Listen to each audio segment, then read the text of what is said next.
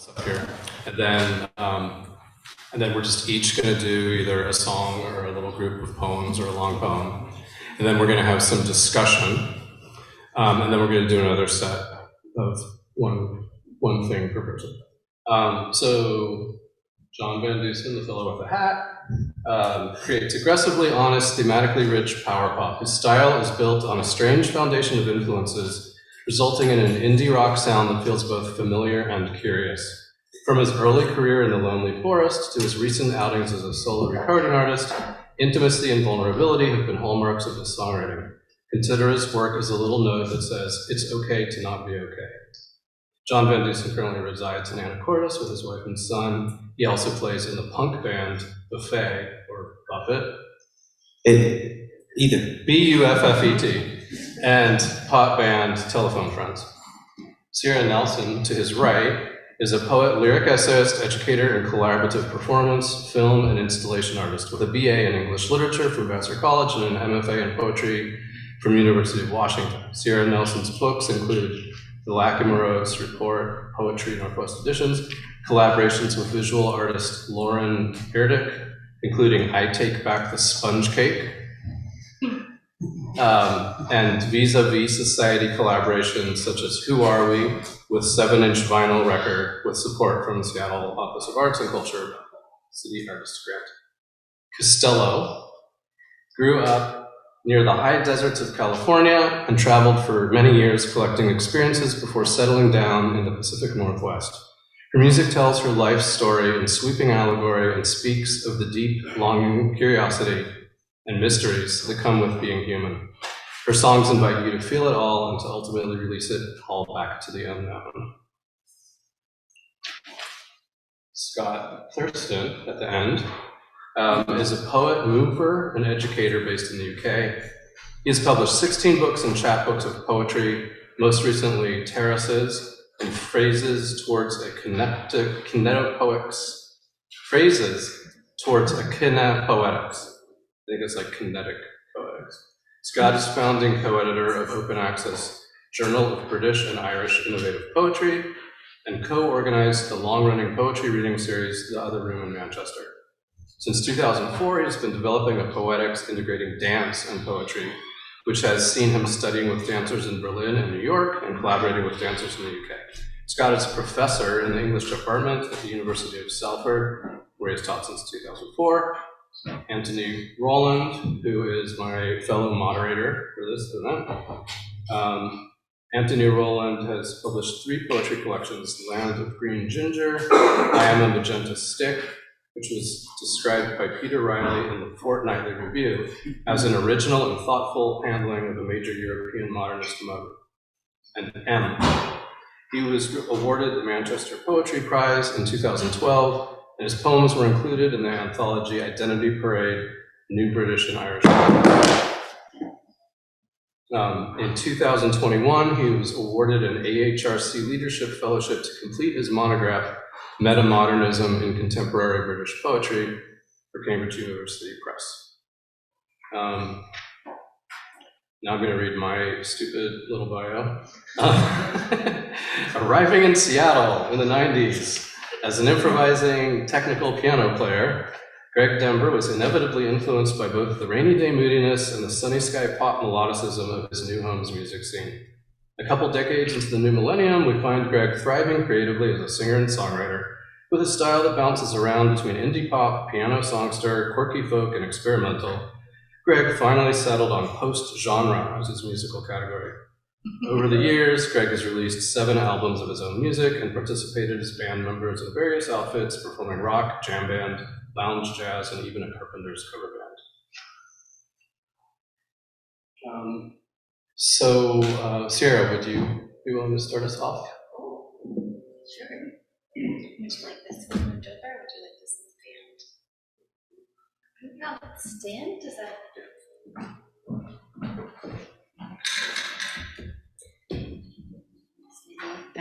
Can you hear me okay? Here? Okay.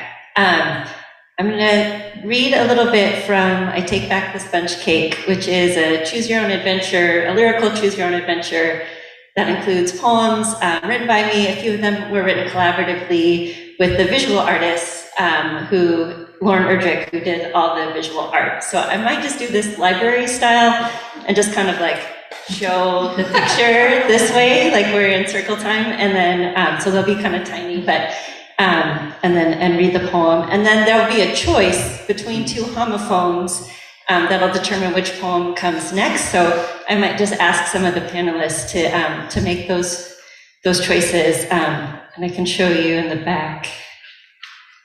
There's like a map of all the possible ways we could go. We probably won't make it all the way to one of the three possible endings, but it always starts in the same place. So we'll begin with the first poem.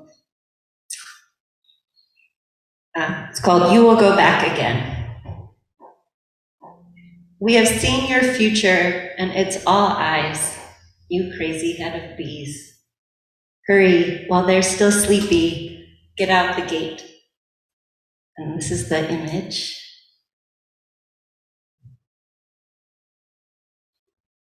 And then the choice is between wait to stay, wait, heaviness. Wait, my heart is breaking. Rick, do you want to choose wait to stay or wait, heaviness? Wait, heaviness. Wait, heaviness. Okay. Then we'll go to page 4. Painful landscape. In less than 2 weeks, this feeling will crack. A fine fracture, sometimes known as filament. I held my breath as you tied the apron, the heat of your hands, the bow of my back. A dark head full of dark thoughts meets a fairy. Infidelity burns in its narrow white bed. Tender hooves ascend the mountain. The lake bitterly inverts with every step. Each year, after fighting, the antlers fall off. But we can't stop lamenting lost velvet and bone. When I said filament, I meant forever. Shake your poor incandescent head. I know we were meant for each other. Birds of fine feather flocking asunder. And then this is the image for Painful Landscape.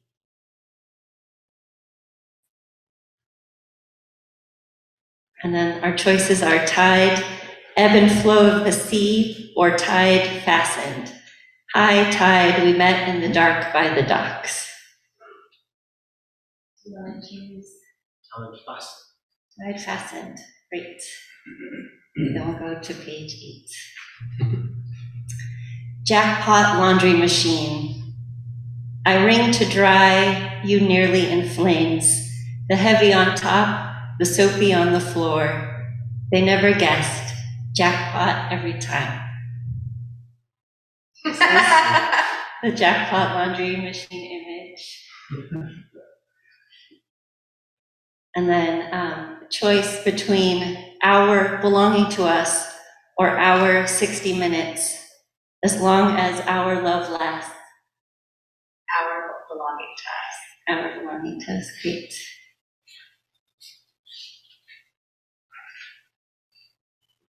All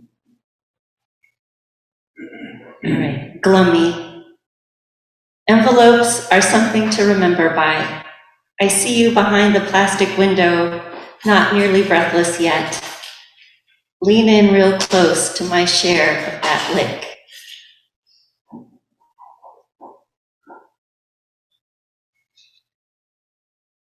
We'll do one more choice.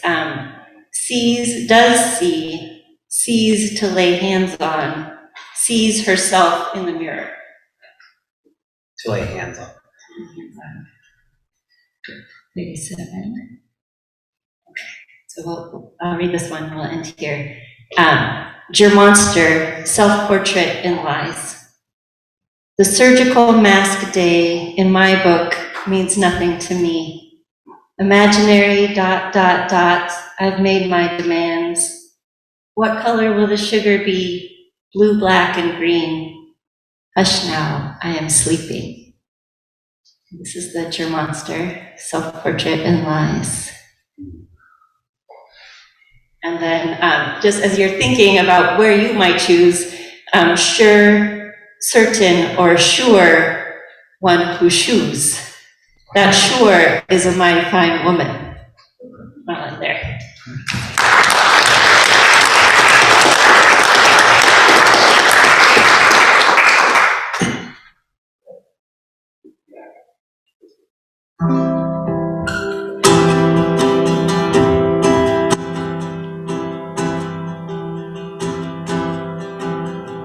I am just a visitor, a momentary flash on your radar. Something I've been given, yes, and I will give it back maybe later. Take some time away from me. I'm in line for a way to make you know.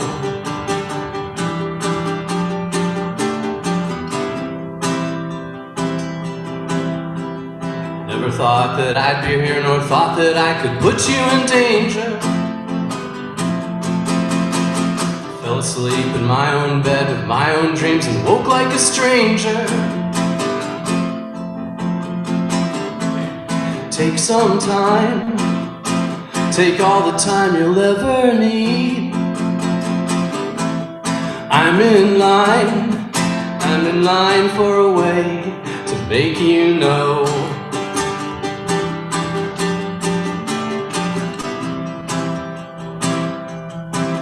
Did you know that butterflies have extra hearts in their wings? And lightning always strikes 10 million times every day. Each memory is new until we remember newer things. Statistically, the age you are will always be the safest age.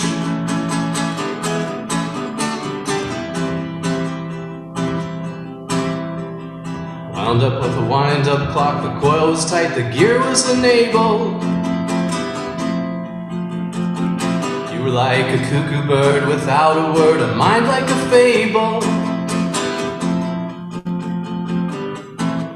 Take some time to study me. I'm in line for a way to make you know.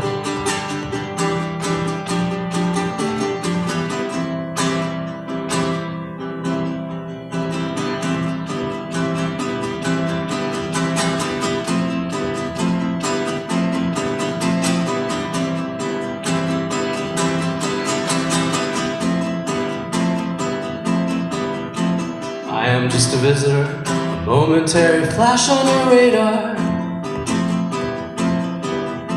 Something I've been given, yes, and I will give it back maybe later. I am just a visitor, a momentary flash on your radar. Something I've been given, yes, and I will give it back maybe later.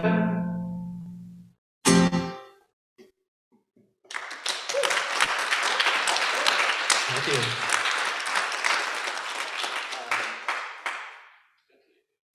This is a poem from my second collection. I'm a magenta stick, and it's called Manchester. Manchester, as you know, we heard earlier on. It's written not really in my voice, it's the voice of a musician many of you will know, Marky Smith from the Fall. When I arrived in Manchester in the mid-90s, I read an interview with Marky Smith in a local newspaper where he said that he kind of hated modern Manchester, and he was really nostalgic for the days when he used to have to walk across Manchester with a handkerchief across his mouth. It was so smoky and polluted, and he hated the kind of modern corporate Manchester. So this is a poem kind of written in his voice. I've slightly kind of curtailed this because I'm going to stick to time. It's also based, if you know Allen Ginsberg's poem, America. So each line kind of reads something, Ginsberg. Realise I've got to take my glasses off. I think I need varifocals I have to read now.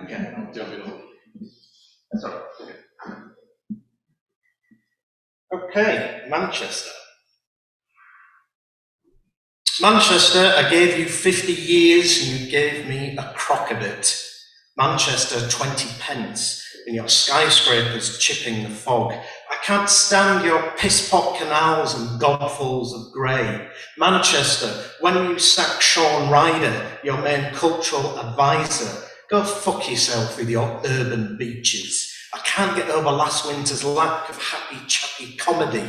I won't write my poem until you need a hanky again to cross town. Manchester, when will you stop claiming it doesn't rain? When will you jive naked in your copious hail? When will you sing through your Victorian graves? When will you brew a decent beer? Your only beer was Boddington's and you couldn't even keep that. Why is Alexandra Park so full of tears? Manchester, when will you take your angst to Hume? I'm sick of your demands to be business-facing, enterprising, entertaining, client-focused, integrated, impact-directed, market-orientated and community-centred. Fuck the community. When can I go into Greg's bakery and buy a vanilla slice with my good looks? Manchester, after all, it is I who are perfect, not Leeds. Your industrial past is too much for me. You made me want to be Eric Cantona's car. There must be some other way to bridge the Irwell. Robert Powell is in Tadcaster. I don't think he'll come back. It's not rocket science. Are you 90 or is this some kind of posse swaggering? I'm trying to come to a semicolon. I refuse to give up my obsession with Peel Park haiku. Manchester, stop doing the Pimpro. I know what you're up to. Manchester, the Elmleys went out with French New Wave cinema. I haven't read the Reporter for months. Every day somebody gets filched outside Sainsbury's. Manchester, I feel sentimental about the urban beaches that never happened. Manchester, I used to be young when I was a kid. I'm not sorry. I smoke menthol cigarettes every chance I get. I sit in my boudoir for days on end, staring at the multiple piping system under the sink. When I go to Peking Express, I get drunk and eat the string piglets with dim sum. My mind is Piccadilly bus station on a wet November evening. You should have seen me reading Enid Blyton. My collegial mentor thinks I'm a fucking nutcase. I won't sing Land of Hope and Glory, Land of Liverpool too. I have moments of clarity and vibrations from Saturn. Manchester, I haven't told you what I did to the caretaker after he left some milk in my office, disturbed me in the shower, and then axed my desk in half during the night. The dirty fucker. I'm addressing you. Manchester, how can I write about your bus station when you have a tendency to concrete over sunken rose gardens and call it art? Manchester, this is deadly serious. Manchester, this is the impression I get from examining the walls of your lime-tiled pubs. Manchester, is this correct? I better get right down to the chop house. Manchester, you tart, it's true, I love you, that is, like the happy in a happy marriage. Manchester, I'm shouldering your whiny condensation.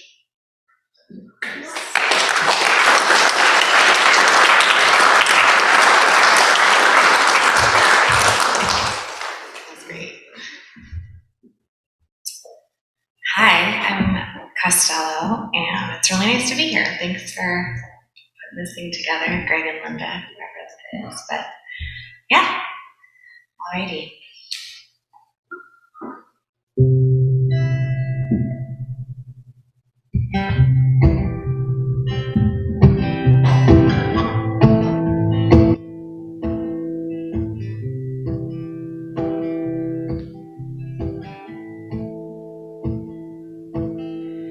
Nothing ever stays the same. Those words once broke my heart. Everything dies, every change, every end brings a new start. But this too shall pass. All things like grass go and die unto me.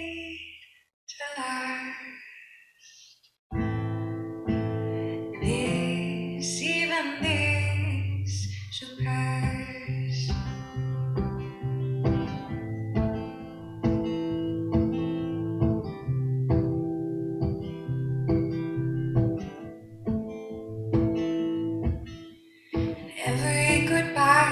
is a funeral, a dirge sung over me. Sometimes heart runs away, sometimes runs after me. This too shall pass. All things like grass grow and die, aren't made to last. This, even this, shall pass.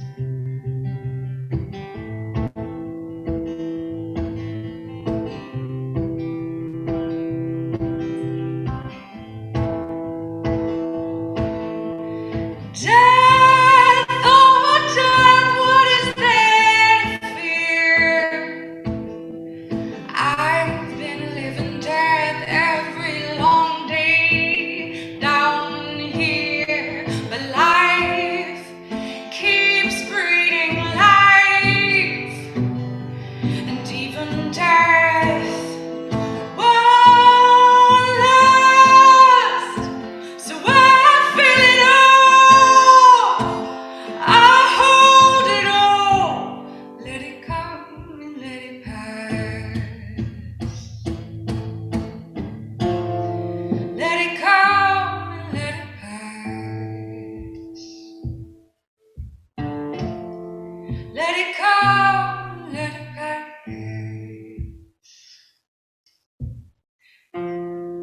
Let it come and let it pass. Good won't stay, but bad won't last. This, even this, shall pass.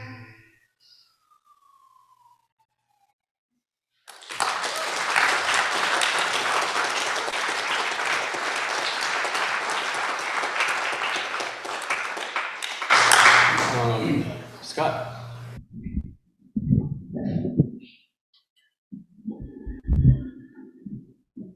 Personality.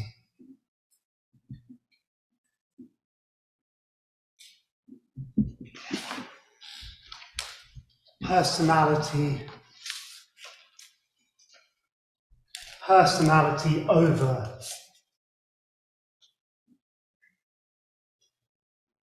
truth.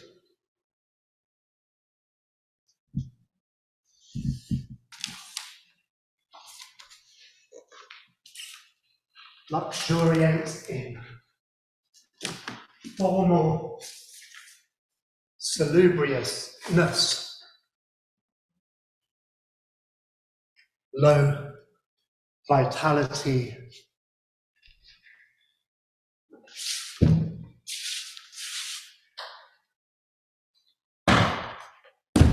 fueled by failures.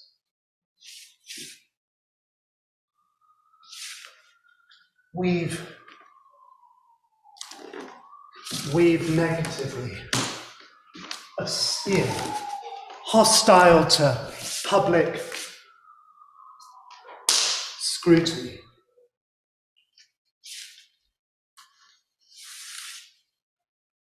Master unsolvable puzzles.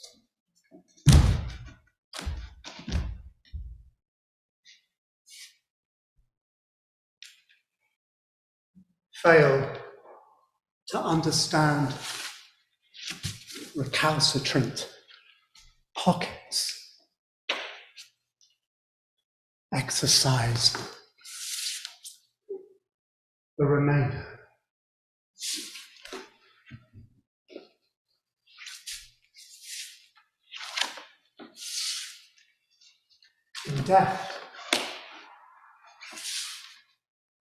In-depth exposition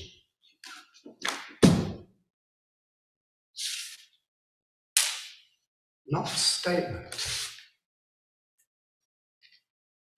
nor information.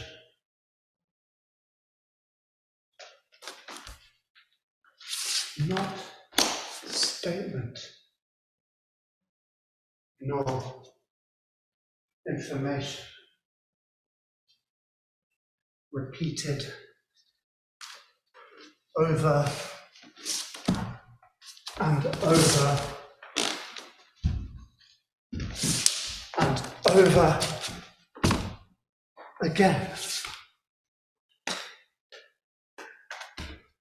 But never exactly the same.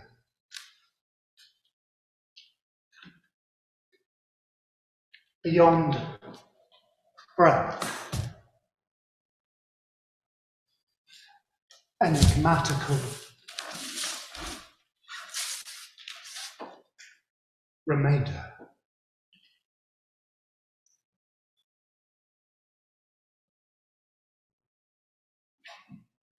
Thank you.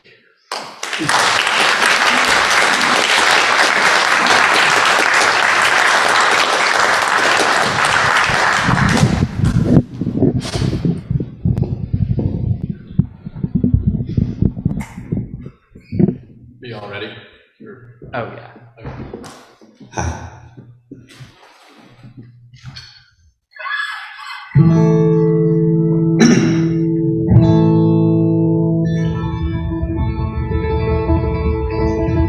And I am not your friend, and nor am I your enemy.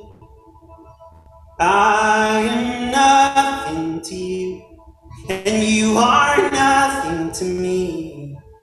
Yet still I'd like to say that though you long to waste away, it is gonna be alright, and it is gonna be okay. I've tried to understand myself and this rudderless tongue.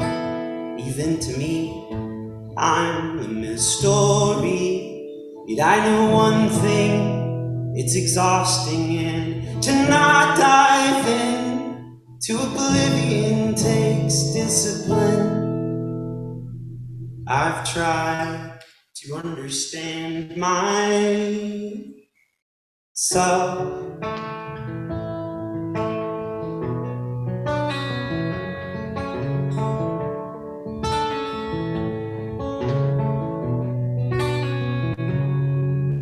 And free me, break me, fill me up with all your holy water, 'cause I'm driving drunk in the night with one headlight. And bow down, low down, pledge yourself and all your sons and daughters, 'cause we're vying for a throne without a prayer or a birthright. And our sweetest name, is this really who I am? Do I need your love like a gun needs a hand? Ooh.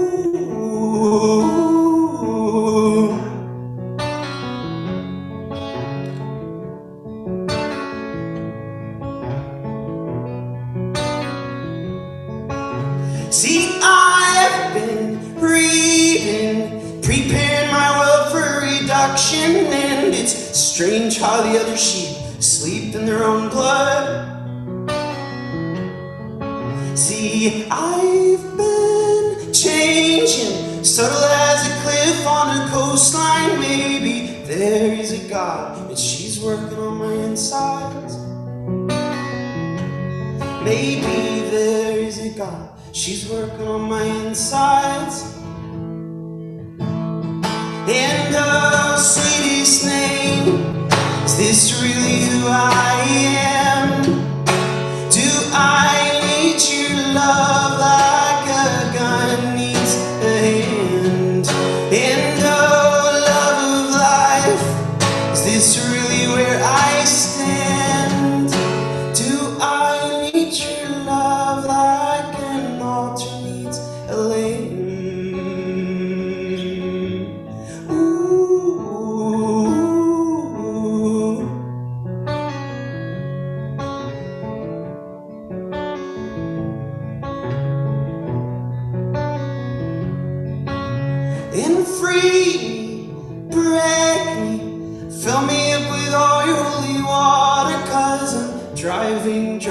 the night with one headlight.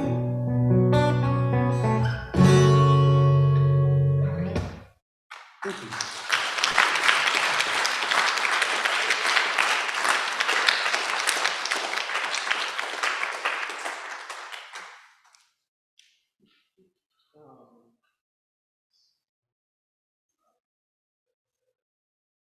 John. Yes. How sensitive are you to awareness of genre or other conventions? How does this affect your own work? Do you feel any sense of loyalty to genre, mistrust of genre, burdened by it, liberated by it? I'm in some ways hyper aware to genre because I inhabit a somewhat dissonant space lyrically in that I sing about my faith, like I'm a Christian, but I say and sing a lot of things that make Christians uncomfortable. So I often feel out of place within the genres that are placed upon me. And I share this stage with a lot of people who don't relate to what I do. And so, because as soon as you start to sing about religious beliefs, you're placed within a genre that sometimes doesn't even have to do with sound or aesthetic.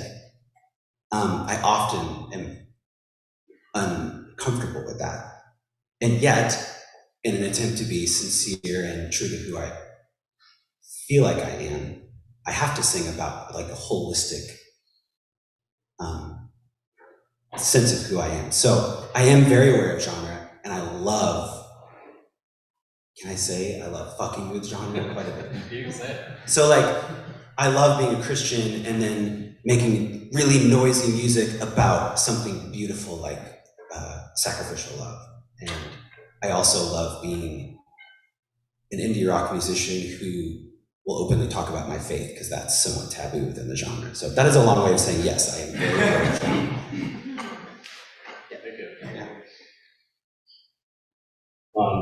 Yeah, we're just kind of free-forming this. Antony, do you have a question you want to ask everybody? Address the poets then. Sincerity, given Greg asked us about irony and sincerity, we were talking about this earlier. Do you think about your work in those terms? Do you see yourself as in a kind of self-conscious sincerity, or is it a question that never occurs to you? That's just to me. So.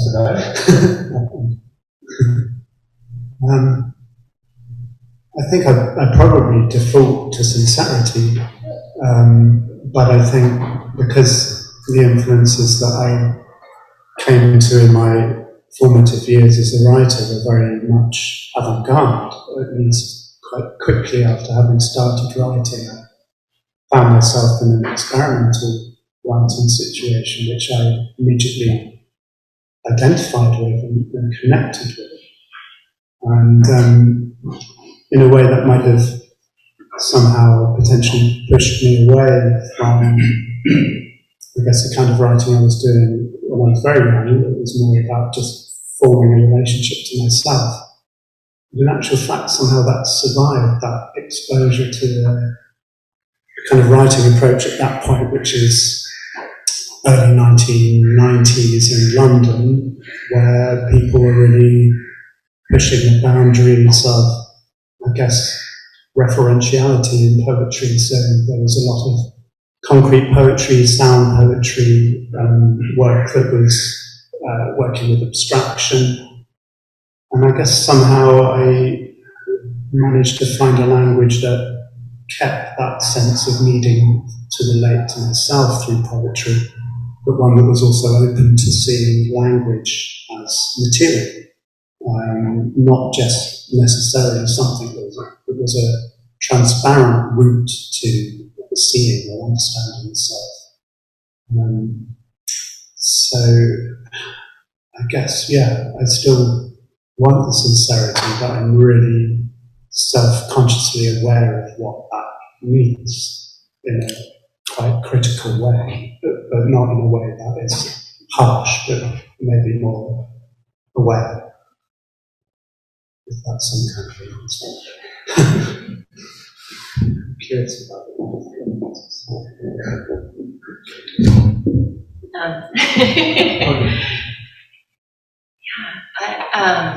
That's an interesting question. I think I also maybe tip towards the more sincere, or at least I want there to be feeling, like a sense of a real feeling, whether it's love or heartbreak, or it's like, I want to be able to connect to that, but also something that is either experimental or weird or kind of like, I don't feel fully comfortable, just, it doesn't feel insincere, but something that is kind of aware of that sincerity, maybe, like playing with that idea. I always want there to be something truly felt in it, or for it to feel satisfying to me. Costello, can I sometimes call you Katie? Yeah. Okay, Katie. Same question? Yeah. I feel odd just being like, yep, same. But yep, same. I think I'm gonna use kind of what John talked about and then what our poet friends have shared to kind of help me capture it. But kind of like what John was talking about with Christianity and being hyper aware of like how that puts you in a specific category. I would say I feel similarly when it comes to not Christianity, but to sincerity, that I write from a really sincere place. And I think I'm hyper aware of the fact that for a long time, that has not been very cool. But it's always been, I've only ever known how to write just from what is like honest and real to me. And I think particularly like as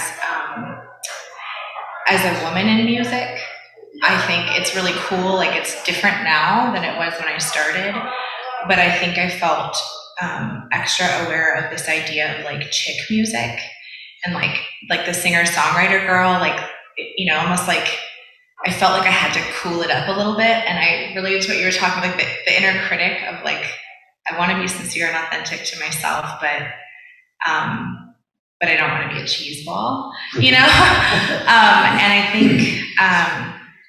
I think where I've gravitated toward, like where I kind of found what is my authentic sweet spot is singing from a place of longing, like my sincere longing. And I found that has been that's been sort of like the hook to connect with other people around, because it's something that everyone can relate to sincerely.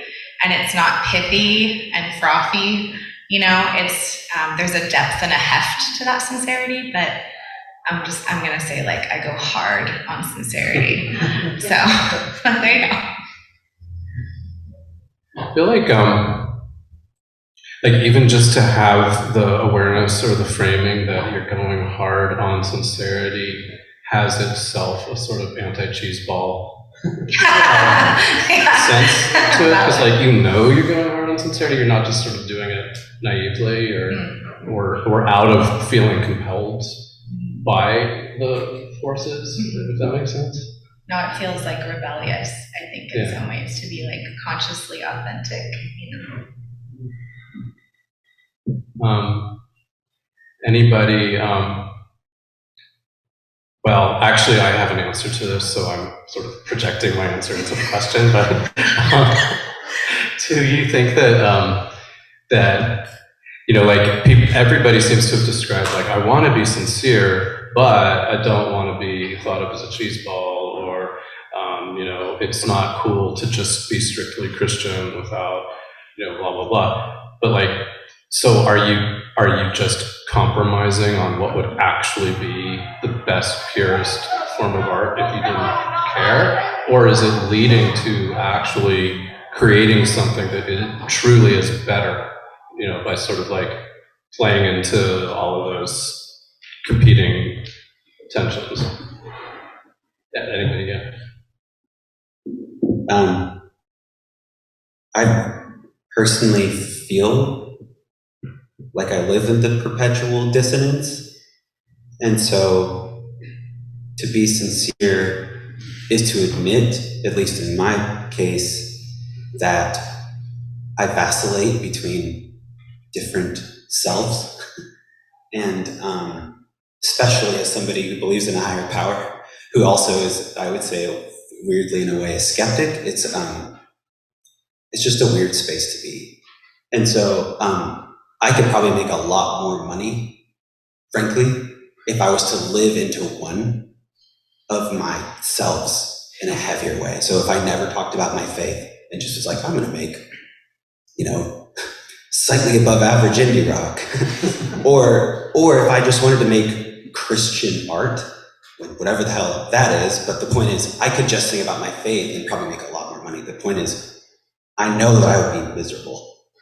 Like I wouldn't be okay with who I was. And because of that, I have a much smaller audience as an artist, but they tend to be much more appreciative of what I do. And that's incredibly rewarding. It feels really great when somebody comes up to me and says, like, I like that I can't figure out what you're doing because I can't figure out who I am yet. And it gives me vocabulary for the dissonance. So, did I answer your question? Yeah. Okay, good. Because I actually You forgot what answered you many asked. questions. Anyways. Okay, I'm just going to stick the microphone. Okay. Question for both really. The musicians, can you tell me what way do you think of yourselves as writers? And in what way, for the poets, do you think of yourselves as musicians?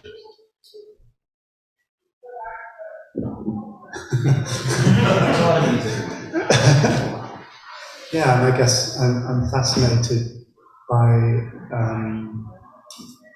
the underlying dynamics of being alive that any artist is interested in, regardless of their particular medium. And I think that became apparent for me as coming into dance and movement about 18 years ago. And this was a practice called Five Rhythms, which is a movement meditation practice. It's not like a technical or choreographic or performance practice.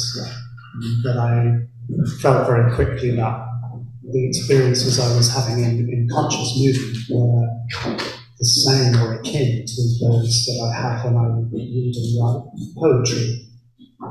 And so I spent the next sort of maybe 20 years exploring that.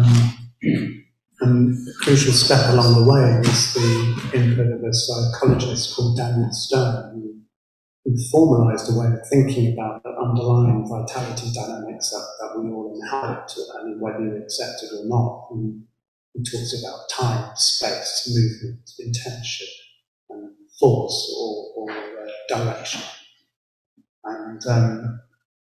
And he was very interested in interdisciplinary collaboration, working across art forms. And so, as a dancer, I feel like I'm exploring those dynamics in movement and relating it to the dynamics of the poetry. And there's music in that, of course. I love music, and I'm about to become a drummer again in a nascent band after 25 years away from drumming. I'm really looking forward to what my movement and writing in that time will bring back to play. And so I'm more aware of the continuum of practice, really. That's an answer. I've forgotten what the question was. One of the musicians, singer-songwriters, Greg maybe as well. What sense do you think? Unless you have something you want to share. I was just going to say, I like the question. I like that question a lot. I feel like I would actually err more on describing myself as a writer than a musician. I think of myself as a storyteller, and I think I love singing. I went back when you asked the question. I just kind of had this moment of like, inside nostalgia and regression, and just thinking about being a kid who loved to sing and loved to tell stories, and how learning to play guitar was really secondary for me. It was like just something to like undergird, like a container for the story.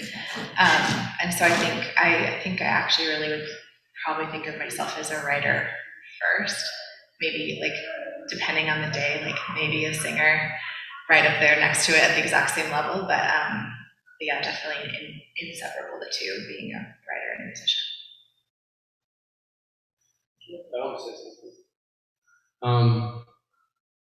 I feel like a writer, and I feel like the kind of writer that I am, or the way that I can do well as a writer, is by involving myself in the limitation of needing for my writing to weave itself or live through the musical form. And when I don't have that limitation and that structure, I just kind of feel overwhelmed with all the possibilities and I don't get anywhere. So, but then, I wouldn't say I'm primarily a writer, and because I'm in love with the potential, the purely non-verbal potential of musical patterns. But they don't feel pointed enough to me if there aren't words going with them, usually. So they definitely, the writer and the musician definitely just kind of go together in a hand in glove kind of way, I guess.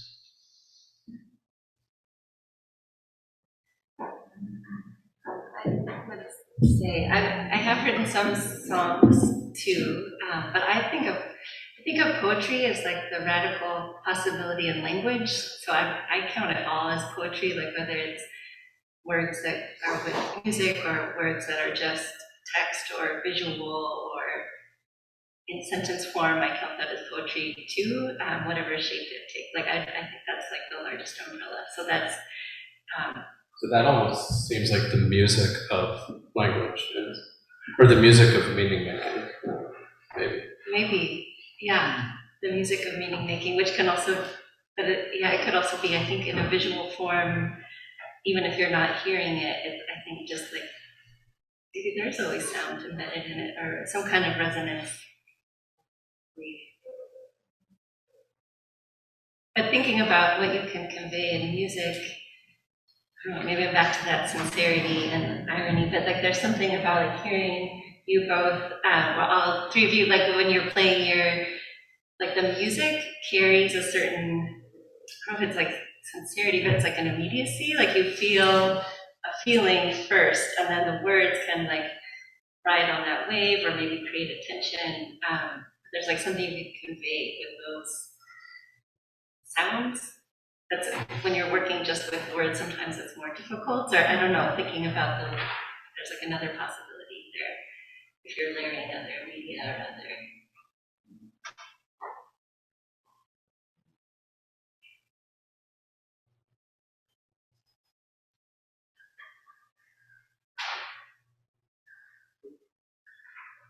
Glass half full or half empty? Or is that a useless question? How is this reflected in your work?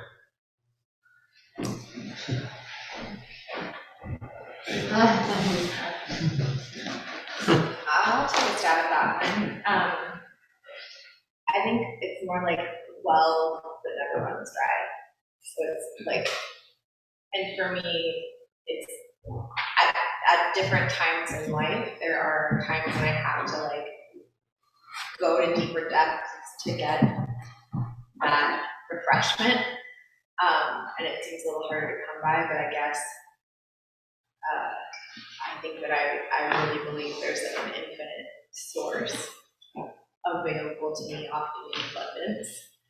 And when it feels scarce, it's scarcity becomes an invitation to find more. I don't know if that answered that at all, but I'm struggling with it.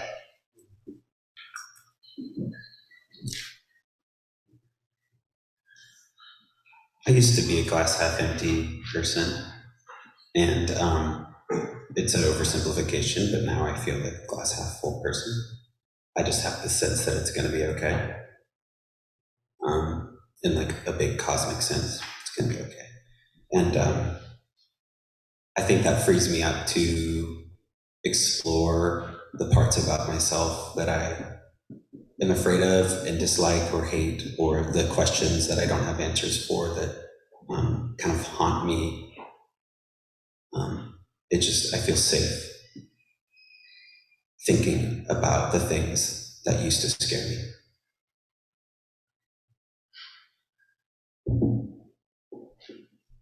I love the image of the well, because I think that evades that binary of half full, half empty, if it is a binary. There are a couple of sacred wells in Wales that I visit from time to time, and it just put me in mind of that. And that, I guess I never consciously note the water level each time I attend, but sometimes I guess it's higher, sometimes it's lower, but if the lower is an incentive for more digging, as you put it, to mix metaphors. And if the higher might be a way to rest in the plenitude, I guess I always want to be somewhere between, be resting on the surface.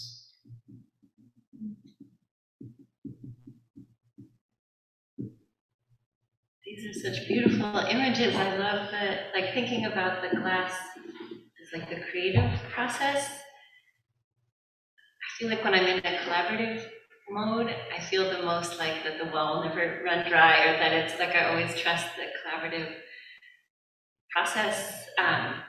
Like when it's clicking and I'm working with collaborators that I trust, it feels like we're making something more than just any of us individually. And then when I go back to writing or creating in a more solo way, I try to hold on to that feeling where it's like that it can keep refilling, and that there might be something more than it's not just me making something on the page or making a thing, that it's something else is happening. Maybe in that some universal way or connecting. But I do write a lot of like maybe bummer poems. It's just like there's sometimes worry that there's like too much, but then I feel like I believe, and I want anyone who reads my work or hears it to not feel hopeless, but that's like the glass half empty or glass half full, like that's part of like being human. But maybe it's like remembering that there's always a glass, like there's always a possibility that there can be, that can be filled. So even at the depths that there is. Thank you. Anybody want to say anything or ask a question before we return to our performances? Are we going to talk more after our performances, or is this it? This is it. So if you want to say something or ask something.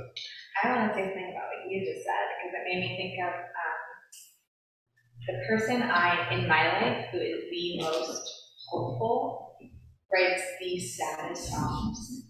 And I think it kind of speaks to me. Like it's coming from a really, but like there's like I think being honest about like the sadness and the sorrow, it opens up the space for what comes next, or like the unknown possibility of hope. And I think that any song that comes from a place of pain, if it has a hint of longing in it, it speaks towards something still possible. I think that's just what I meant when you said that.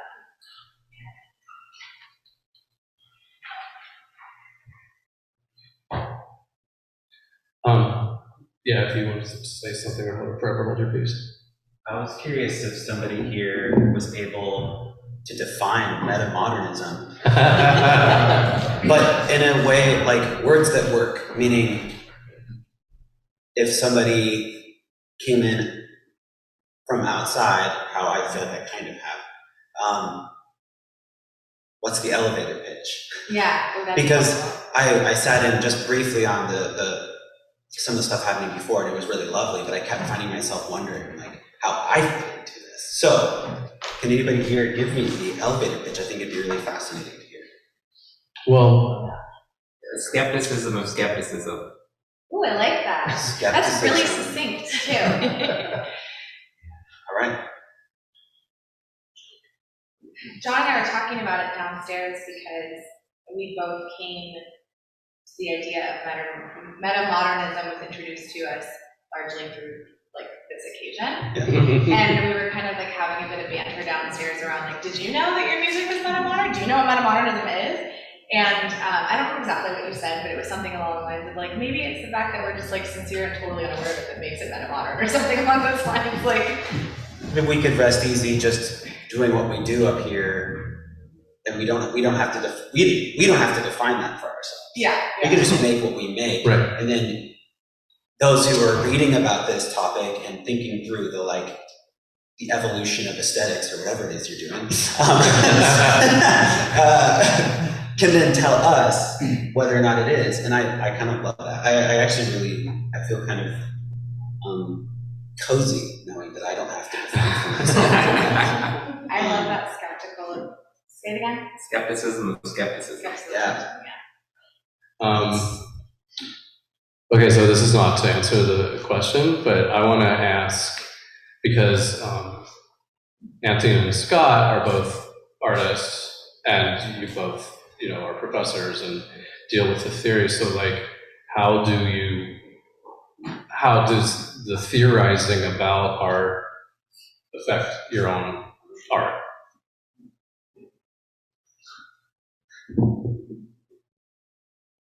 Wow. I guess, it's been a long time since I first began training in literary theory.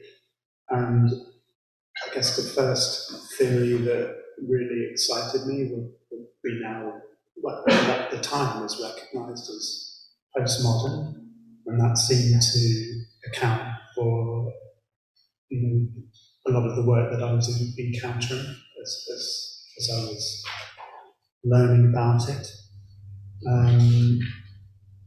So in that sense, I suppose I read theory as a primer for practice. I never really saw it as something that was distinct and to be pursued purely in its own right. It could be applied as a way of reading and understanding more deeply the cultural artifacts I was coming across, but I was also very conscious of sensing its application or its relevance to the kind of work I wanted to make.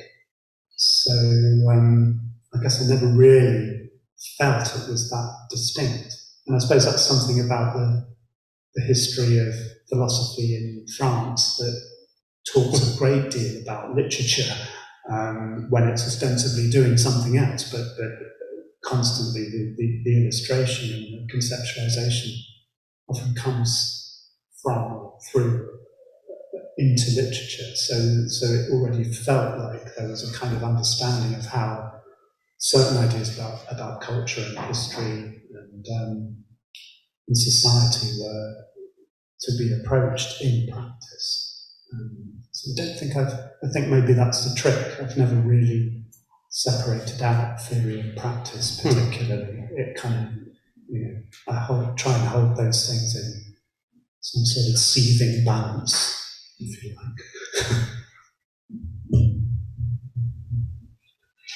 like. Just very briefly, I feel completely conflicted about that question.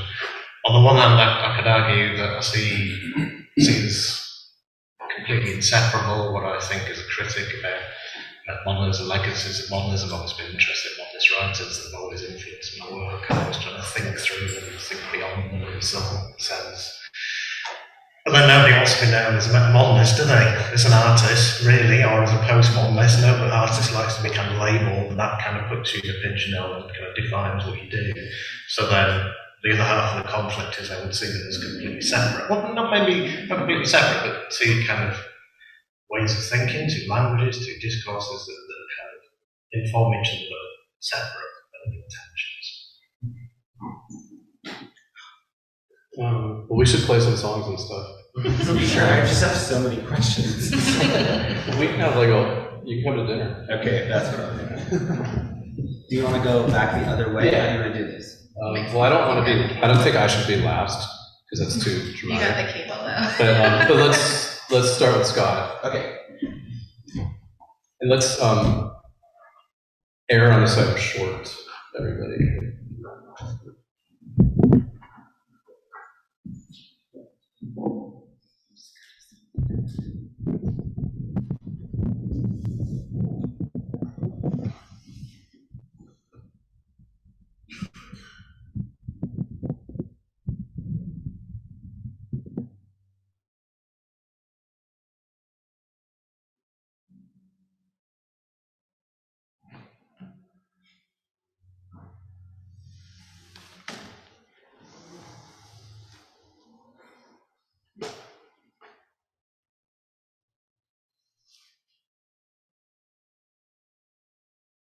Drinking from the well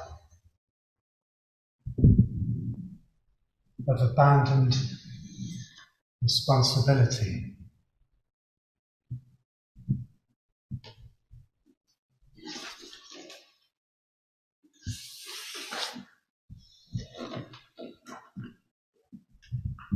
Your cup half full.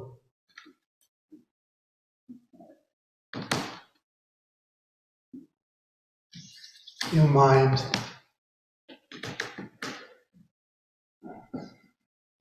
half empty.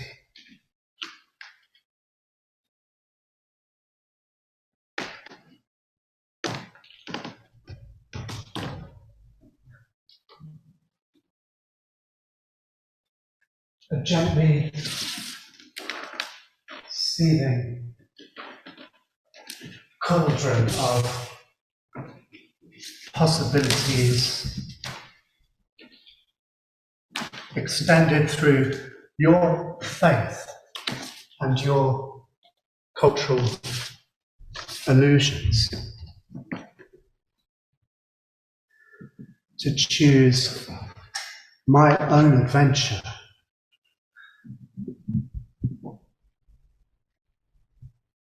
is everything.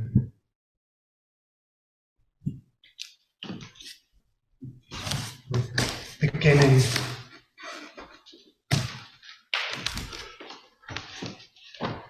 and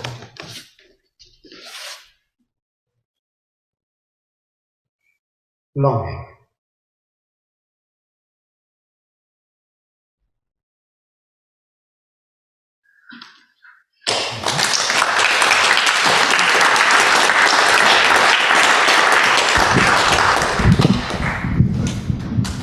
Okay, yeah, now we'll start being a little bit out.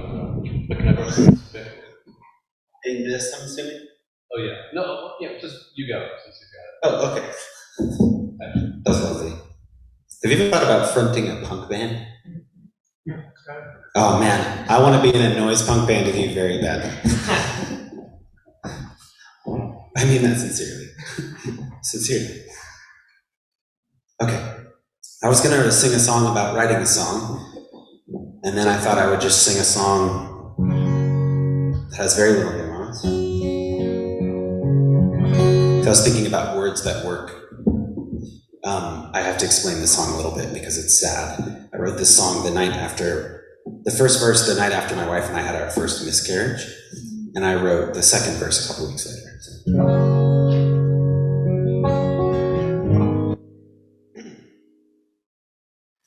Absentee heartbeat, it's all we have to go on.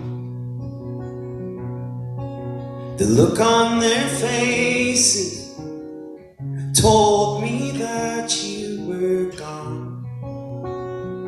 And there go all the things we planned, all the things we planned. There go all the things we planned for you. And there go all the things we planned, all the things we planned. There go all the things we planned for you.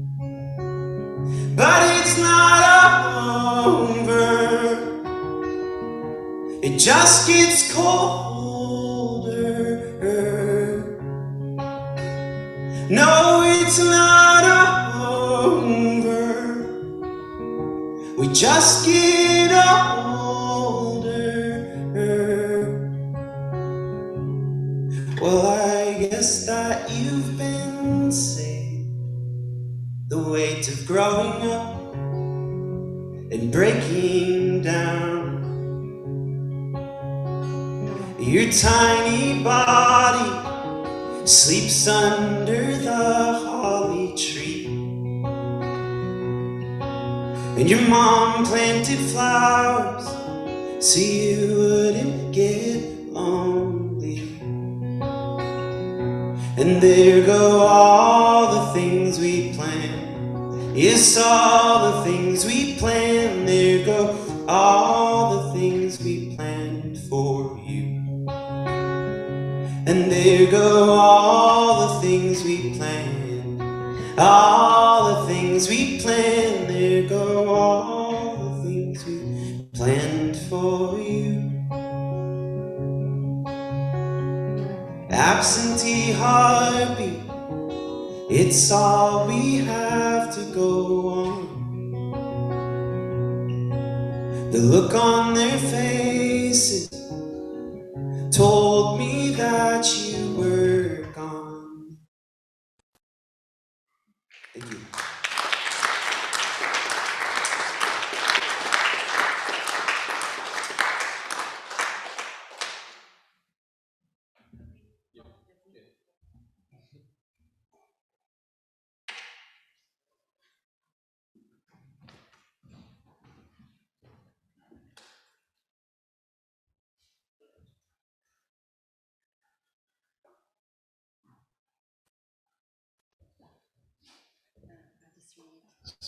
That street one. This is called Rogue Wave. A rogue wave of old grief capsized me at the bar. The night in my mouth had the names all wrong. Herodotus, Herodotus. My chair was upside down, but I was making it look casual. Earlier, when my glasses flew off and his glasses flew off, and they did a little orbit around each other before returning to our faces, but that was before Herodotus. Herodotus tells us, human happiness never continues long in one stay. I report my old love in longhand. I report old grief in perfect sobbing penmanship. I report my flight from the bar as a series of not falling, batwing-like movements. Logographers, I need you. Graffiti artists, I need you. Dancing man at the bus stop, I need you. I have staggered free of the wreck of 1 year. I can surely come clear of another.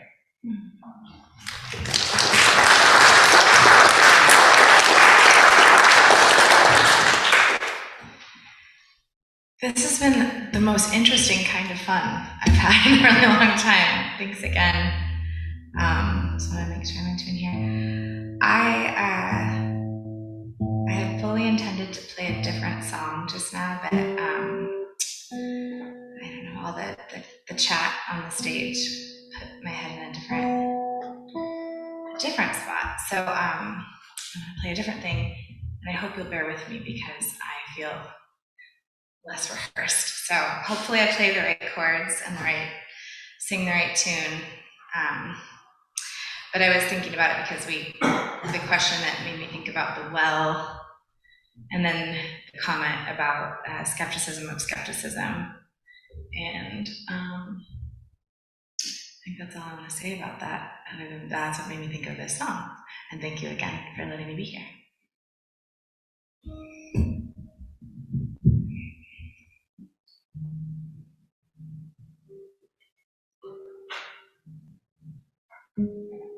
Is that F?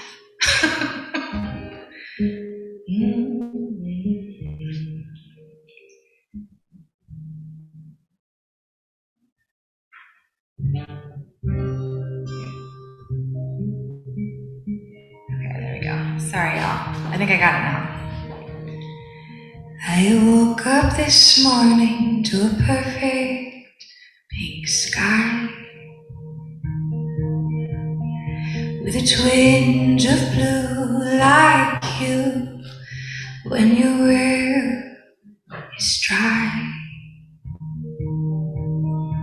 I will dig deep even where you sleep until I break through, because I love you. Remember that night on a bench by the shore,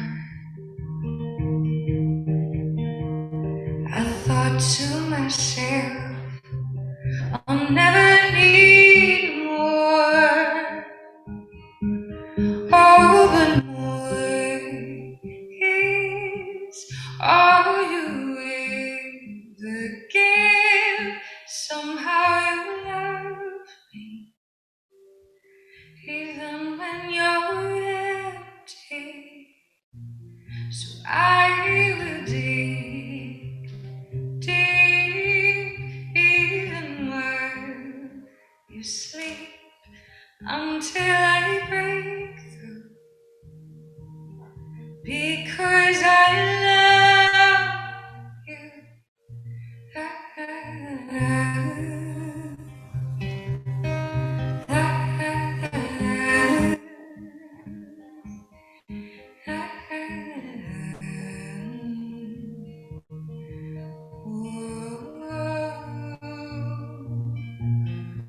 All this time that came before you, I have adored you. I didn't know till now, like a ripple in the sky, like a quiet tear in time. I see it all alive. I see it all now,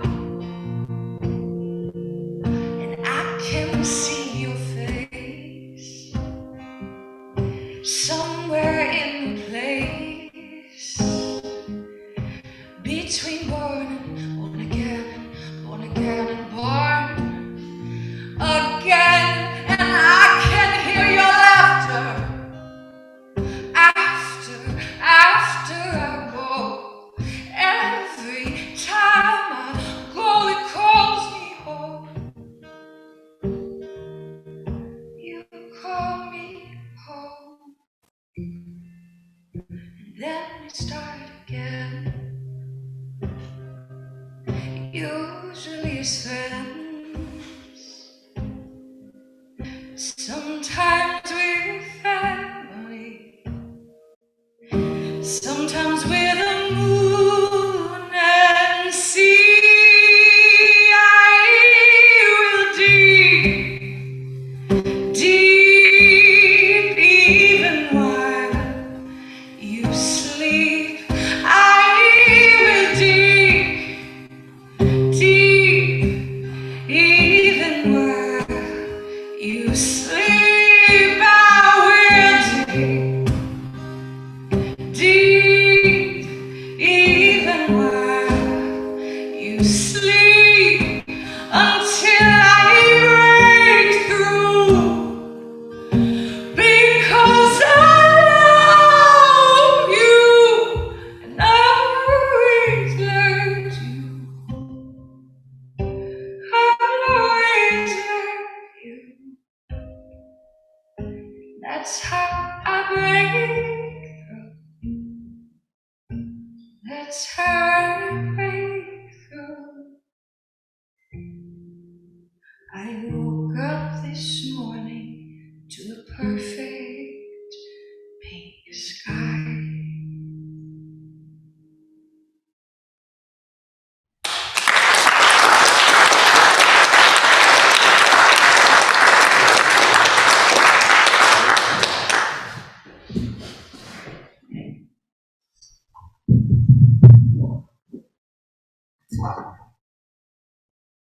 Okay, I'll read one short poem from my third collection, which is called M for Manchester. This The poem has a completely different tone, as I hope you'll see from the one that I read in the first half. It came about when I heard another poet on the radio giving a list of subjects that you couldn't write poems about. Which I can't remember the list now, most of it, one of which was skiing. And the other one was garages, 7-Elevens. You can't write a poem about 7-Eleven. So this is that poem. I wrote at the time the Libyan oil crisis, so I was thinking about, service stations and oil and stuff. So this is called simply Libya. Economies break on the crude prices, the complicity of Libyan oil. Meet me at the reception of the water point, the pump kid fueled with Maserati dreams, where clouds form like afterthoughts above the logs, coal and petroleum spirit. The office, spick as a PIN, attends your balance and rewards. Tubes anticipate the wireless pumps.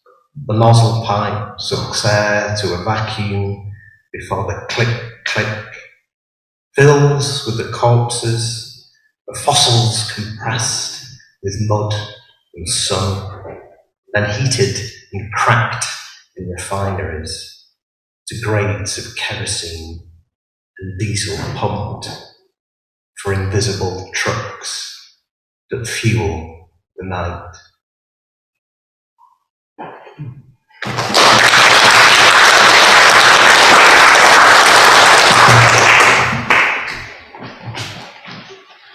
This is when I normally play on piano, so I have that same kind of desire to excuse myself before I start.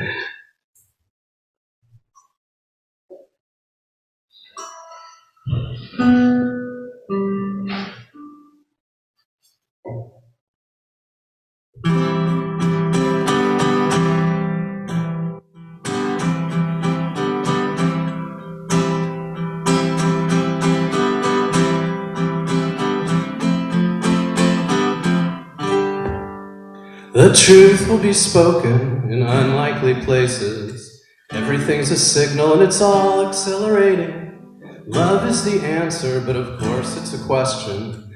The rules of the road apply to pedestrians, and we go so low, and we try to go high, and we know, and we don't, and we climb, and we climb.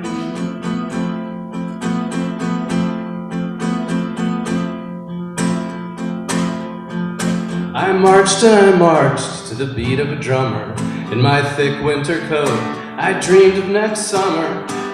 Plenty of dollars and nowhere to spend them. I stuck out like a freak when I wanted to blend in, and we go so low, and we try to go high, and we know, and we don't, and we climb, and we climb.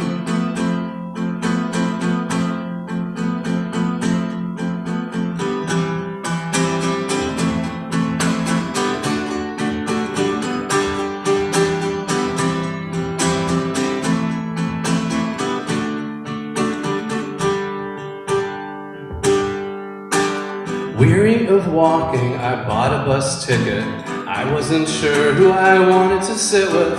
I closed my eyes and I sat down at random. If I had looked up, I'd have known at a glance. And we go so low, and we try to go high, and we know, and we don't, and we climb, and we climb.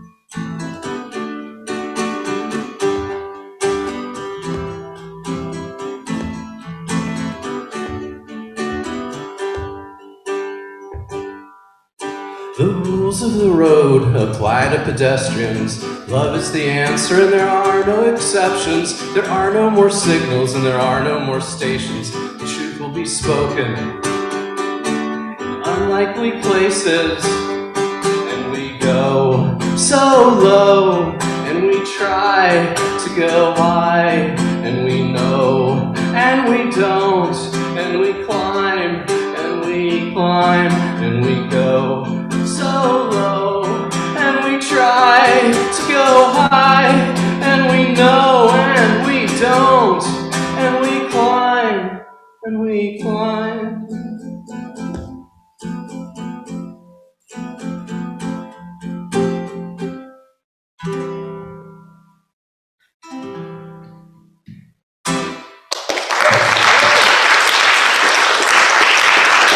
Thank you. So I guess that wraps up the songwriter-poet panel, and that wraps up day one of the Seattle Metamodernism Summit. Thank you all for this amazing little thing we did, and thank you all for this other amazing thing that we did. And we'll see you either online tomorrow or presenters. We're going to have dinner. And that's that.